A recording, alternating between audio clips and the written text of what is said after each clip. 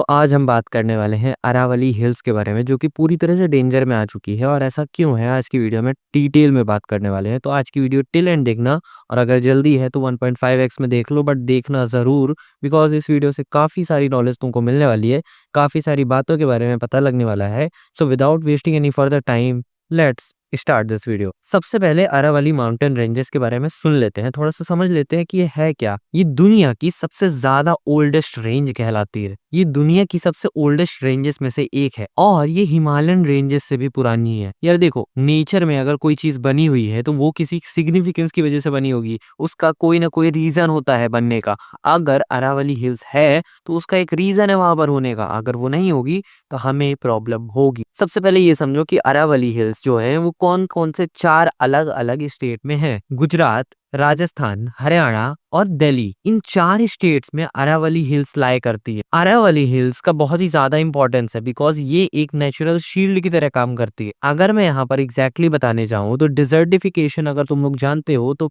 ठीक है, नहीं जानते तो मैं बता दूं कि डिजर्टिफिकेशन प्रोसेस होता है डिजर्ट के बढ़ने का, एक्सपैंड होने का।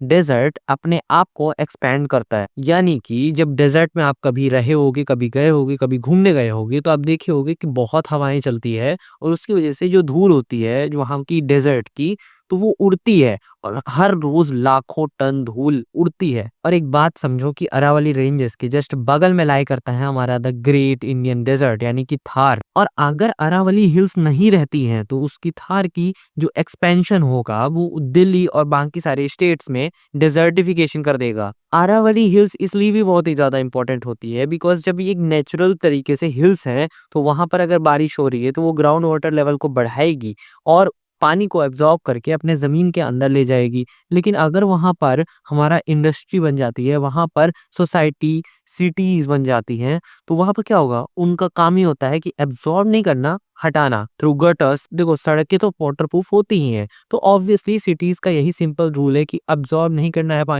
पानी को बाहर निकालना है सिटी से, बिकॉज सिटी में अगर पानी बढ़ जाएगा तो फ्लड आ जाएगी। और एक बात समझो, अरावली हिल्स एक छोटा एरिया नहीं है, बहुत बड़ा एरिया है, जिसकी वजह से एक बात सिंपल सी है कि पॉल्यूशन को कम करने में भी काफी ज्यादा मदद करता है। पॉल्यूशन दिल्ली में जितना भी है आज के टाइम पे सब उससे वाकिफ है, लेकिन एक बात समझने की ये भी बात हो जाती है कि पॉल्यूशन का 35% हिस्सा जो होता है वो धूल मिट्टी के बड़े बड़े कंकड़ों, छोटे छोटे कंकड़ों की वजह से होता है। और अगर अरावली हिल्स नहीं होगी और डिजर्टिफिकेशन बढ़ेगा तो ऑब्वियसली पॉल्यूशन भी बढ़ जाएगा। और ध्यान रखो कि अरावली हिल्स बस नहीं जाएगी, वहां का पूरी तरह से क्लाइमेटिक डिजास्टर आ जाएगा, और ये पूरे इंडिया के लिए नुकसान होगा। सुप्रीम कोर्ट ने कुछ रूल लागू किए हैं, वो आपको शॉर्ट में समझा देता हूँ। देखो, अरावली हिल्स उसे ही माना जाएगा जो कि 100 मीटर या फिर उससे ऊंची हिल्स होगी।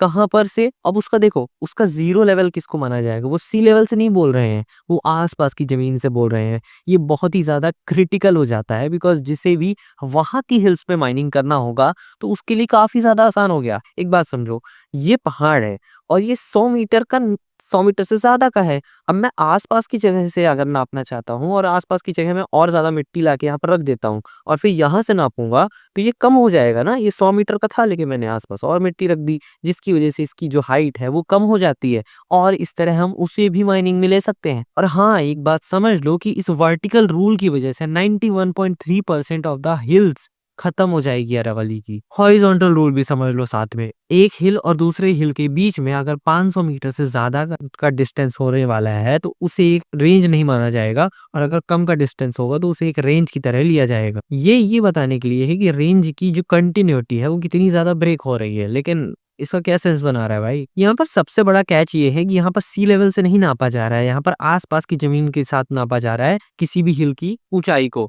जिसको हम बदल सकते हैं। कोई भी बिल्डर आएगा वहां पर एक्स्ट्रा मिट्टी डाल के किसी भी बड़ी हिल को छोटा बना देगा, क्योंकि यहाँ पर सी लेवल से नहीं नापा जा रहा है। पूरी दुनिया का सी लेवल जो है वो ग्रेविटी की वजह से एक जीरो पॉइंट पे रहता है। इसी वजह से अगर तुम रेलवे स्टेशन या फिर कहीं पर जाओगे तो तुमको ये साफ साफ दिख जाएगा कि अगर किसी जगह की हाइट लिखी है तो इतने metre above from sea level ऐसा लिखा रहता है। एक सी लेवल एक क्राइटेरिया है जिसको हम 0 मान के चलते हैं, लेकिन यहाँ पर सी लेवल से कंपैरिजन नहीं किया जा रहा है, यहाँ पर उसकी आस-पास की ज़मीन से कंपैरिजन किया जा रहा है। सो इस वीडियो को मैं पार्ट 1 रख रहा हूँ, अगले कुछ पॉइंट्स हम पार्ट 2 में समझने वाले हैं और पार्ट 2 के लिए प्लीज़ यार इसमें 5 लाइक कर देना जल्दी से जल्दी और अपने दोस्तों के साथ शेयर कर देना ताकि इस वीडियो में 5 लाइक सबसे ज़्यादा जल्दी तरीके से हो जाए और पार्ट 2 जल्दी ही लेके आऊँगा, तब तक के लिए सब्सक्राइब कर लेना चैनल को।